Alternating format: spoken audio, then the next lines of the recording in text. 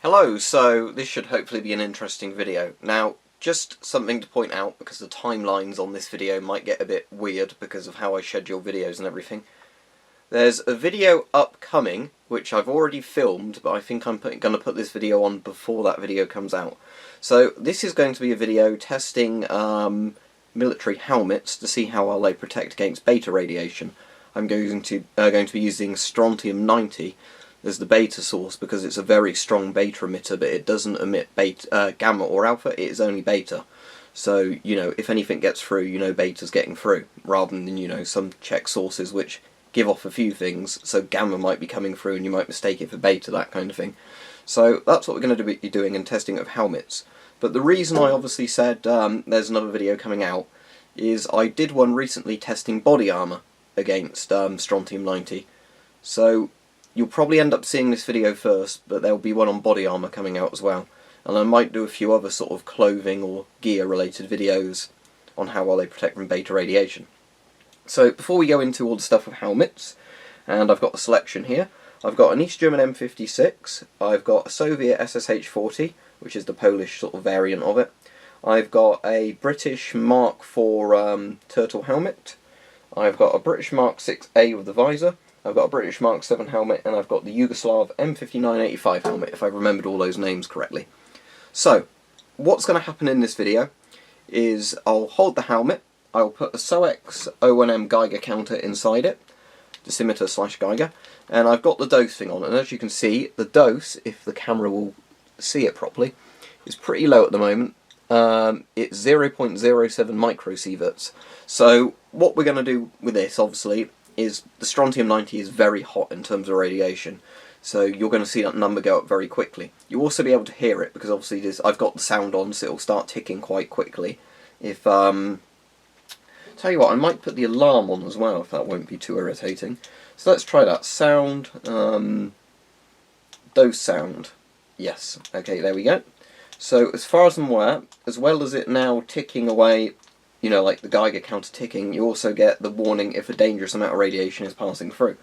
Now, I'm hoping all these helmets are actually going to completely stop Strontium 90 beta radiation, because beta isn't very penetrating. Basically, beta can be dangerous. Beta's extremely dangerous like alpha if it gets into your system, because if you inhale it or ingest it, where it's contaminated something, basically it's just going to be zapping you from the inside.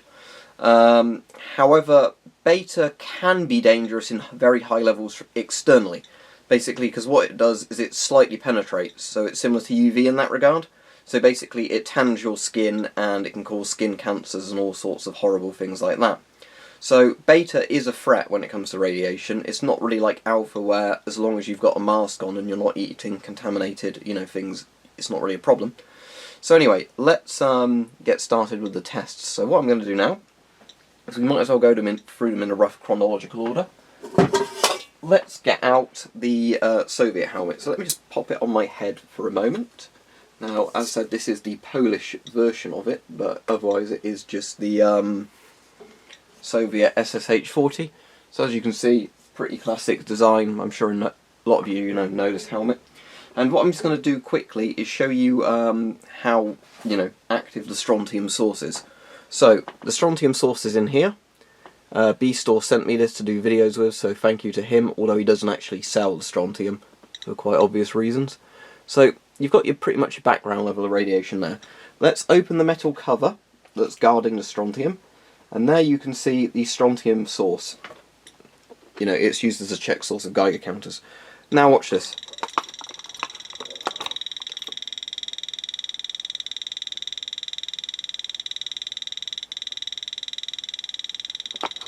And so you can just see how the dose is going up. See, that's already gone into a full value with a microsievert. So the strontium is so strong that I think it gives off about 500 microsieverts off roughly an hour, which, to give you some idea, is pretty damn high levels of exposure. Because, yeah, you'd actually be getting a millisievert every 2 hours from it, basically. Because see, it's already gone to basically 5 microsieverts. To give you some idea, if you were out and about on a regular day, with completely background levels of radiation, you might get to 1 microsievert after, 24 hours. You certainly wouldn't be getting it in a few seconds like that. Right, so let's go back. So if we remember that we're on about 6.17 now, let's start the test off. Now, hopefully, this will be maybe easy to film. I'll tell you what will be handy. I will put this on there. So, okay, I'm just going to turn the camera around and reset the angle, and then we can begin our tests. Okay, so as you can see, the strontium check source is there. If I do that.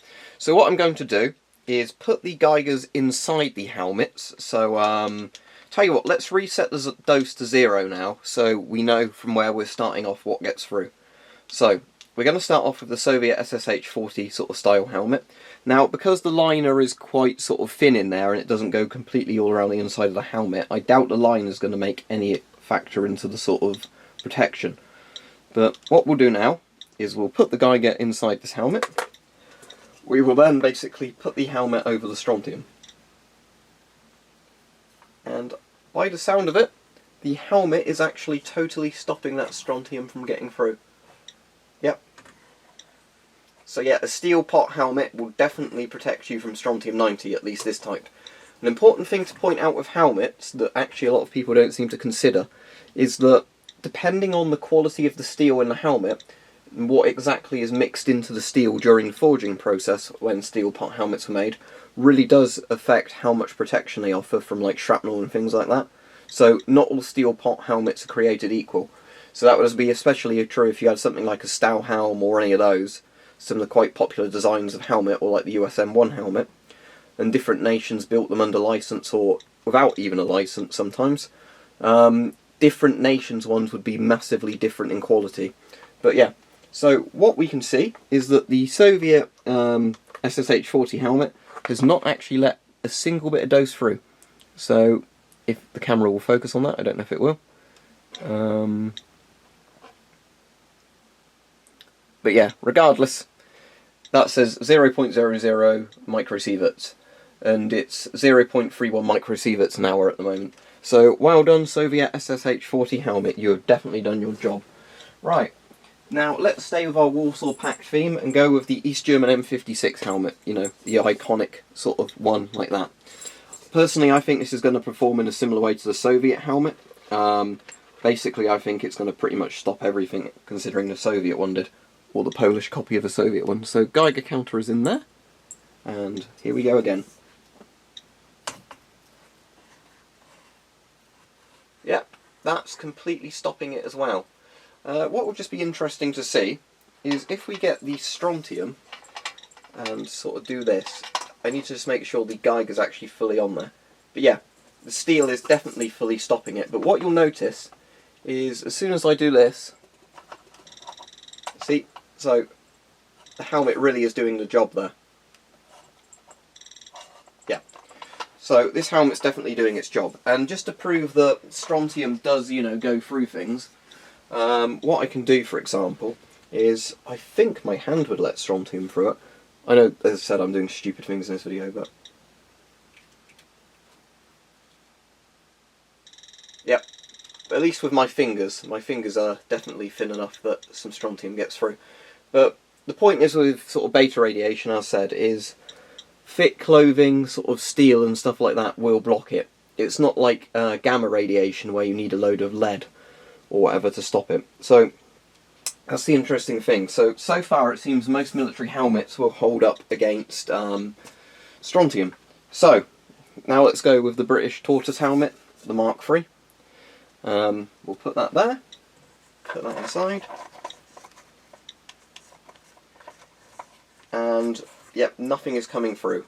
So yet again, the steel in this helmet is good enough to block it. I'd be interested though if I actually find a helmet where it doesn't block it, but this is where I'm going to find Kevlar quite interesting, because if steel does it, will the Kevlar? So one more steel helmet to, sorry that was the British Mark IV, I might have said Mark III, but the Tortoise helmet anyway. Okay, so now the Yugoslavian M59 85, very good helmet based on the Stahlhelm. Let's put the Geiger counter in there, put it there, and yep, yet again, nothing is getting through. So it seems any of these steel pots are going to block from the area the steel covers on your head, beta radiation from getting through. So that's good. Right, now this is going to get more interesting, I should think, because we've got here a British Mark 6A helmet. Now, the interesting thing about the Mark 6A helmet is, this is the one where they actually upgraded it from ballistic nylon to Kevlar, so I might go and get the regular Mark 6 in a minute to give that a test. But if you have Kevlar vests on, for example, they don't actually fully block beta radiation coming through. They cut it down, but they don't block it. So, now let's see what a Kevlar helmet does.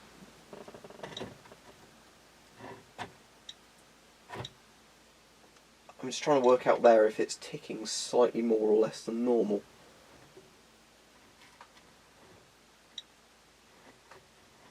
But no, I think the thickness of this helmet is just about good enough to stop it. But something that will be interesting to try, let's see, will the riot visor block it? And where you hear that ticking, it's literally just because I took it away from the helmet for a moment. So, will the riot visor... No, see, the riot visor doesn't block it. I think it cuts the dose down quite a bit.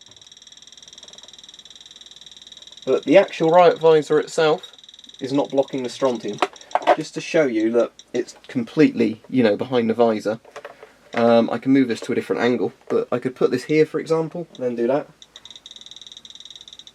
But yeah, the actual polycarbonate is not thick enough to stop the beta radiation, which makes sense because a lot of it is to do with, I think, the molecules in the surface and everything like that. So in general, the more thickness you have somewhere, the more likely it is to work.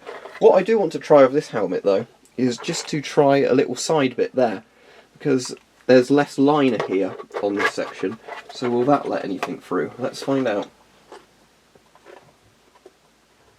No, I don't think it does. Oh, maybe ever so slightly more than before. I reckon that's slightly above background, but is pretty much, you know, non-existent. So yeah, the British Mark 6A helmet. The actual helmet itself will stop the beta radiation getting through from the Strontium 90, but the visor won't. The visor probably cuts it down a bit. There's an easy way we can test that. If I use the searching chart here, we can see how big the spikes are. So what I'm going to do is just put this next to the Strontium 90 for a second, and I'll move it back and forth a little bit to, you know, add some variables in for stuff like that. Okay, so what you'll see now is the spikes there on the chart, even if it doesn't quite focus right with the camcorder, annoyingly. What you should still see is that, basically, let me just see if the autofocus button on this camera does anything. If I press that while doing that, will that get it to refocus? No, sadly not. I still don't know how everything functions on this camcorder. But yeah. So that is the spike there from that bit. Now let's try the riot visor with the strontium at a similar distance. I think, judging by the amount of sound, it is actually less of a dose. But I'm just going to move it back and forth a bit, as I said, like I did before with the other bit, just to see what happens. But let's have a look now. Alright, that's pretty incredible. I don't know if you can see that on there, but there's the big bit in the middle that's going to the side is the previous big spike. There's a little tiny bit of red there, and it's annoying it doesn't want to focus on this. But that bit of red there is the actual previous sort of the spike we had just now. So yeah, the visor, although it still sounds like it's coming through heavily, you would really want one of these and not want one of these. And I suppose the good thing of a helmet like this is you could have the helmet on, you could have the visor down, then at least your face is getting some protection. And if you had a respirator that would fit under it, you'd get even more facial protection, and you'd also get, you know, protection to your respiratory system. So far this might be the best option, or any sort of helmet like this. So anyway, let's go on to our final helmet, and I think this is going to pass with flying colours. It's a Mark 7, it's got the Stalker patch on there, look, my Freedom one I put on there. But the Mark 7 Kevlar helmet, it's definitely a 3A rated helmet when people have tested it with pistols and that, like Mike B did on his channel. But let's put this up here. And yeah, it's doing as you'd expect it to work. Yeah, it's fine basically. Ow, the strontium hit me on the foot. Luckily it's not killed me. It has broken my Geiger counter, or has it just knocked it off? Oh, it's just knocked it off, but yeah. There we go, that's fine. Right, so one more test now. I'm going to go get a British Mark 6 original helmet, the ballistic nylon one, and let's see if that blocks anything, or if that turns out to be a bit of a dud when it comes to blocking beta radiation. But yeah, thankfully this is working again. Alright, so I've got the British Mark 6 helmet now. As you can see, it's the standard one that offered absolutely awful protection from shrapnel or anything, really. Might, you know, give you a bit of protection from a knock, but that's it. It was actually designed, you know, to replace the steel pots, and it really shouldn't have done, in my opinion. So, let's use the strontium again that's there. We will get the Geiger counter that's here, and what we're going to do is put this on the inside and put this here. I think, though, it's blocking it. Just move that around a bit inside, and move that, but yeah. So, interestingly enough, yep, the Strontium 90, the beta radiation coming off that is actually blocked by this helmet. So, you know, if you had a Mark 6 lying around and thought, I don't want to use that for anything, if you had some, you know, nuclear fallout or something, it might actually give you more protection than nothing. I'd be very interested to try a plastic hard hat, but sadly I don't think there's any here. But I don't think a plastic hard hat would actually offer much protection because of how thin they are compared to these. Right, so here's the joke helmet, because I don't think it's going to work. A Pith Helmet, obviously these do not protect your head. They were designed to keep the wearer's head cold. But just in case, you know, you were some sort of colonial wearing, you know, you're trying to build an empire in somewhere that had radioactive fallout, you know, or in a post-apocalyptic scenario, would this offer you any protection? Let's find out. So we'll put this inside, and we'll put that there. Oh no, look! You'd be irradiated. So there we go, the dose is going up. I'm just going to leave it there a moment so it actually seems to fully calculate the dose, but it's gone to at least 13 microsieverts an hour. Let's just leave it on there a bit longer to see. It's spiking into the red territory anyway.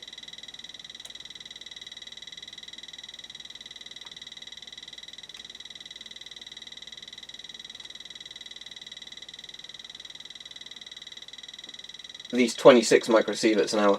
So yeah, that's definitely a fair bit of radiation coming through. Now I want to do a test. If I hold that about the same distance there now, yeah, that's still faster. So again, it's better having something on your head than nothing.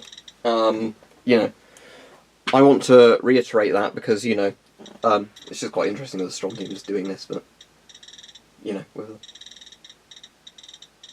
right, I'm going to cover that up now before I carry on irradiating myself. But yeah, the interesting thing with the Strontium and everything is that, you know, with the Strontium and beta radiation, it's still always better to have something in front of, you know, your exposed body part or whatever than anything. So in theory, wearing thicker layer, well, it's not even in theory, in practice it would work.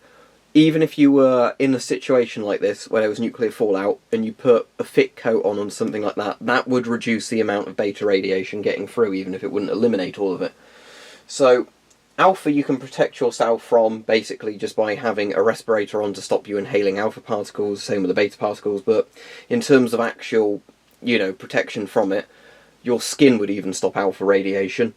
Beta radiation, again, you're going to need thick clothing or, you know, body armour, anything like that. Gamma radiation, you're going to need lead to stop. Now, just to demonstrate the difference with, I'll just get one of the steel pot helmets out to do this, between gamma and beta, let me go get a load of thorium lamp mantles, which give off gamma radiation as well as beta, and you'll probably notice quite a difference to how it actually functions. Right, so I've actually put the camera on manual focus now, just so it's a bit easier to see the screen. So anyway, this is a load of thorium lamp mantles. I've got even more of these on order because I'm taking the thorium out of them. But, so here you go. So as you can see, this ticks away pretty highly.